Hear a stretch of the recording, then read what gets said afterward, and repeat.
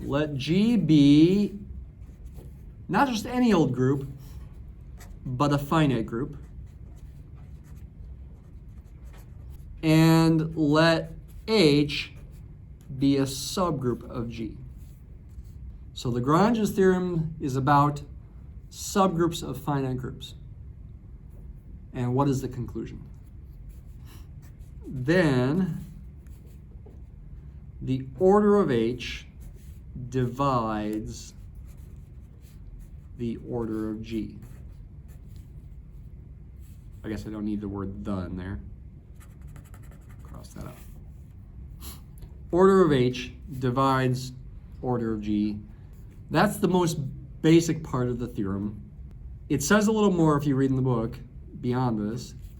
It says, moreover, the number, I'll just say abbreviate number that way, of what are called left cosets or right cosets. I haven't said what left and right cosets are yet. Of H in G is the integer, the order of G divided by the order of H. And this number of left cosets or right cosets of H and G has a name. It's called the index of H in G. So it's got this last sentence, which you don't really know what this means yet. What is a left coset? What is a right coset? Let's focus on the main conclusion. The order of H divides the order of G. As a quick corollary of that, remember corollaries are theorems that follow directly very easily from quote-unquote bigger theorems. Corollaries are important, though. They're not necessarily minor facts. They could have a lot of importance, and this corollary does. If G is a finite group and A is an element of G, the conclusion here of this corollary is then the order of A divides the order of G. The order of A as an element divides the order of G as a group. The smallest positive power that A can be raised to get back to the identity divides the number of elements in the group. And such a finite power will exist if G is a finite group. The order of A will not be infinite. That's corollary, an important corollary that you should know for the rest of group theory. Eric Coset, Nathan Cosset's dad, always said Lagrange's theorem is the most important theorem in finite group theory, you could say. And as far as I'm concerned, I agree with him. I have no reason to disagree with him. I've heard other people say it too. Okay? We actually already know Lagrange's theorem is true for cyclic groups, finite cyclic groups, because it's the fundamental theorem of finite cyclic groups, in part, is essentially saying this. The converse of Lagrange's theorem is false for non-cyclic groups. Converse of Lagrange's theorem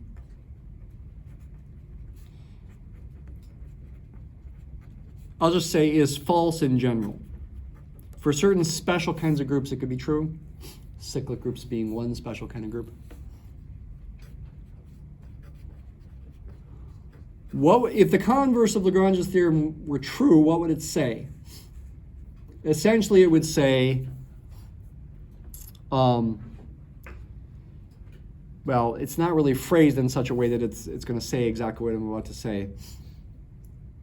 It would say that if a number divides the order of G, then there must be at least one subgroup of that order. That's essentially the converse of Lagrange's theorem, though maybe not as I've stated it here. If a number divides the order of G,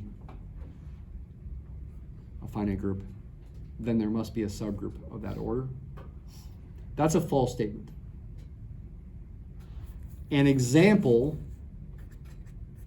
illustrating that it's false, which you could call a counterexample to the claim that it's true, is that A4 has no subgroup of order 6, even though 6 divides 12, which is the order of A4 as a group, right? Because its order is 4 factorial divided by 2. A4 is the alternating group, the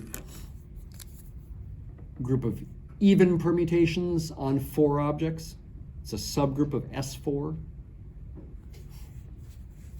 Recall, Sn has n factorial elements. An has n factorial over 2 elements. Sn is the symmetric group on n objects, the group of all permutations of a set of n objects to itself, one-to-one and onto functions. Permutations are not necessarily isomorphisms, right? Because the objects you're permuting are not necessarily group elements. Just one-to-one and onto.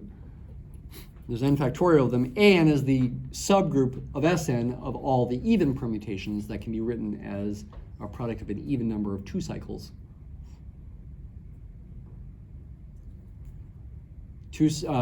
Permutations are either even or odd. In fact, half of them are even and half of them are odd.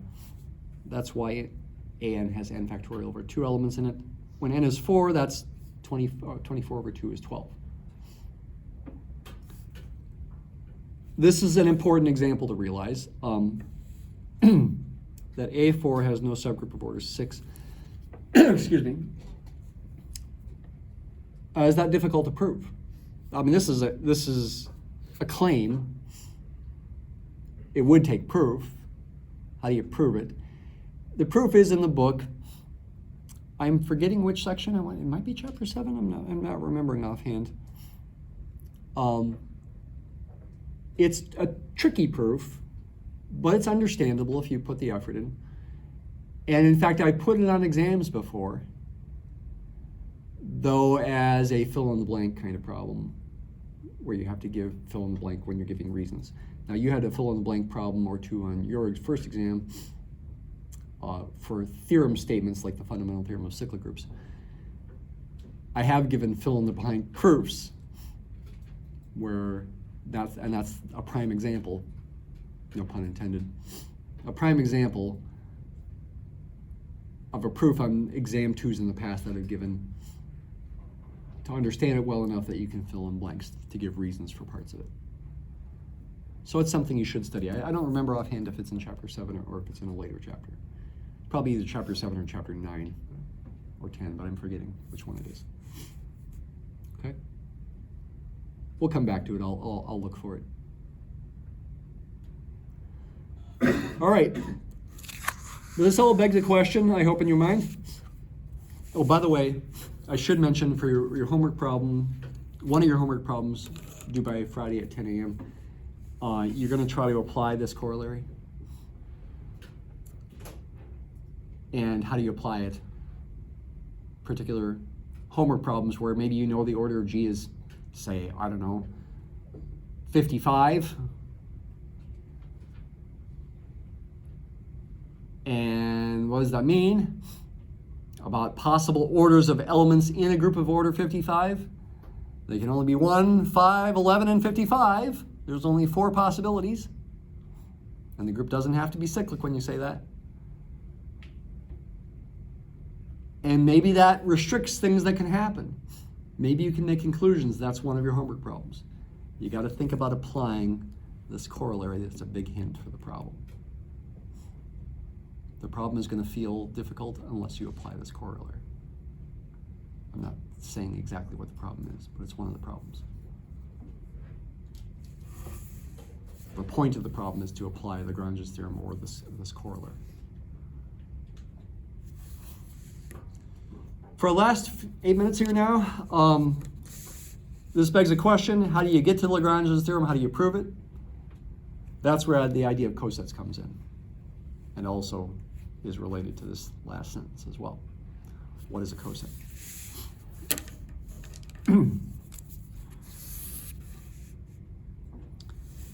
The book first defines this notation, ah and ha. Okay, actually, people don't typically say ah and ha. They say AH and HA, where A is an element of G, and initially, H is just a subset of G, not necessarily a subgroup. If H is a subset of G, notice I'm using subset notation here, I can still define new sets, AH and HA, ah and ha. AH is the set of all elements that are products of the form little a times little h, as little h varies over capital H. And HA, ha, is the set of all elements of the form little h times little a, as little h varies over capital H. A is a fixed element of G. H is a subset of G that could have many elements in it. And in fact, there's nothing here that says G or H has to be finite. These sets could be infinite. You can define these subsets of G. In the case where H is a subgroup of G, if in fact H is a subgroup of G, then we add some extra terminology.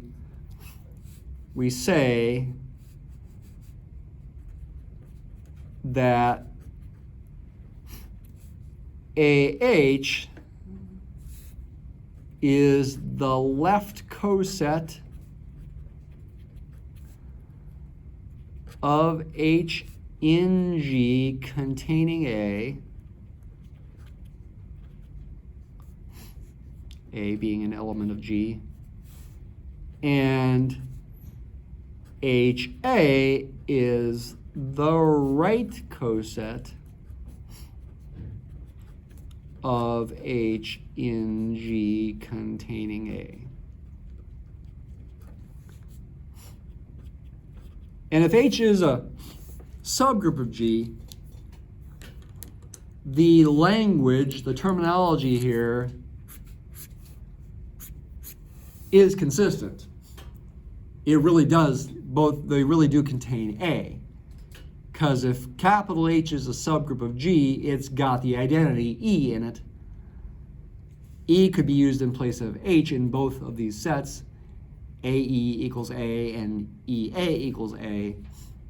A would be elements of both sets. If H is not a subgroup of G, then you don't call these cosets, and A is not necessarily in them because E might not be in H if H is an arbitrary subset. But you can still define these sets, even if H is not a subgroup, but just a subset.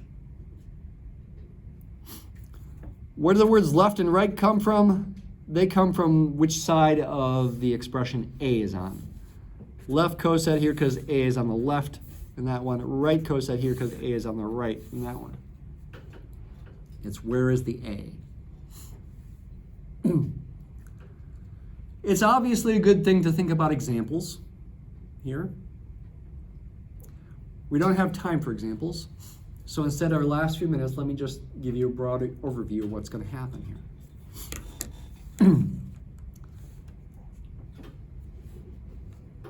We mostly just focus on left cosets. We could focus on either one, but we mostly just focus on left cosets because it just in general makes it easier to think about here. We need to pick one of them. The left one is the one we pick. Yay, left-handers. My son's left-handed. Right? Left-handers are just not appreciated by society. Well, you are appreciated with left cosets because we focus more on left cosets than right cosets. Venn diagram here. Let's say that's G. what's going to happen is the distinct left cosets, or the distinct right cosets, partition G into pieces. Here's one left coset, say. Here's another one. Here's another one. Here's another one. Here's another one. Here's another one. And another one. Are there finitely many such cosets? Maybe. Maybe not if G is infinite. There could be infinitely many such cosets.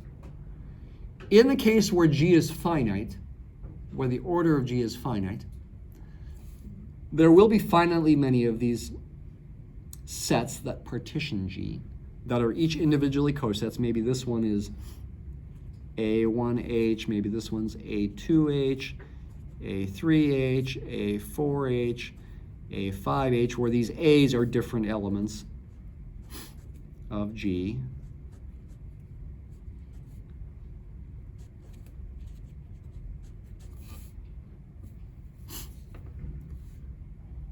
These sets, these left cosets, partition G. What does that mean? It means they're all non-overlapping. The intersection of any two of them is the empty set. We have talked about partitions before. And their union is the entire group. In fact, anytime there's a partition, there's an equivalence relation, right? Equivalence relations can be used to define partitions. That was the theorem in chapter 0. There's some underlying equivalence relation here on G that I'm not saying yet what it is that defines this partition. Just as important, each of these cosets has the same number of elements. I could say the same order, but only one of these cosets is actually a subgroup.